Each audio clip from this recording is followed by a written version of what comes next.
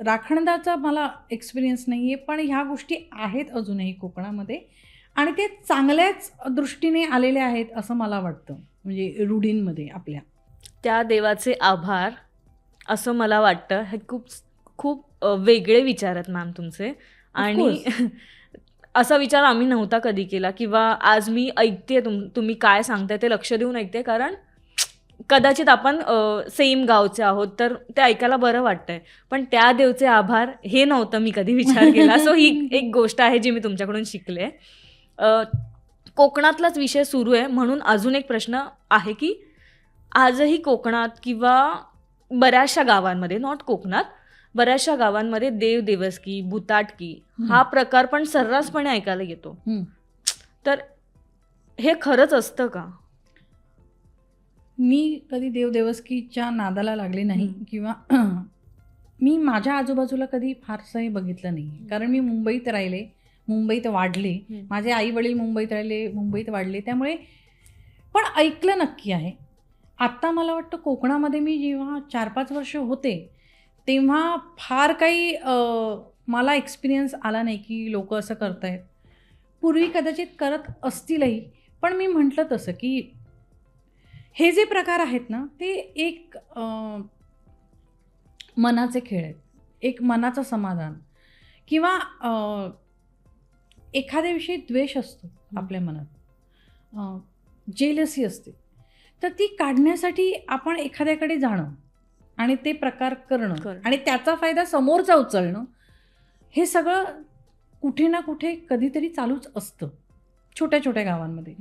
आता आपण शिकलोय, आपल्याला कळतं म्हणून आपण ह्या प्रकारांच्या मागे धावत नाही, पण नक्कीच कुठे ना कुठे छोट्या गावांमध्ये हे चालू असतं. ही अंधश्रद्धा झाली की माझं चांगलं व्हावं म्हणून मी दुसऱ्याचा वाईट विचार करणं, किंवा हा एक वेगळा प्रकार आहे. तर पण माझा एक्सपिरियन्स या बाबतीतला अजिबात नाही आहे. म्हणजे मी कोकणात राहूनही मी या 4-5 वर्षात असा काही एक्सपिरियन्स घेतलेला नाही आहे की तिकडे देवदेवस्की किंवा भुताटकीचे काही प्रकार आहेत असं. पण मॅम कोकणात जेव्हा आम्ही गावी जातो तेव्हा रात्रीच्या वेळेला आम्ही तर असंच केस मोकळे सोडून फिरत असतो सगळीकडे. तर असं बोलतात की 3 वेळ झाली आहे, केस मोकळे सोडू नको, इथे जाऊ नको, तिथे जाऊ नको. तर हे असं का, म्हणजे त्यामागे सायंटिफिक रिझन असेल की काही वेगळं कारण असू शकतं? मला म्हणजे मी जे आता म्हणते, म्हणजे माझे विचार आत्तापर्यंत बऱ्याच गोष्टी तू ऐकली असशील की मी सांगड घालायचा प्रयत्न करते. ते बरोबर असतील की चुकीचे असतील हे मला माहिती नाही, अर्थात.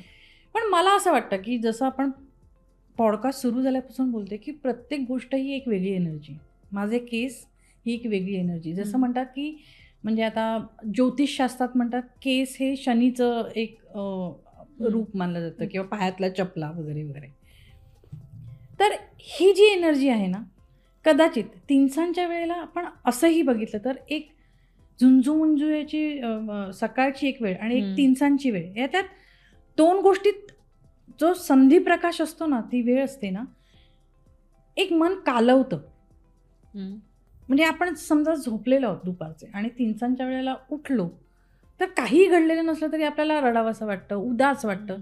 ती जी वेळ आहे, त्यावेळेची जी एनर्जी आहे विश्वातली, ती कालवा करते.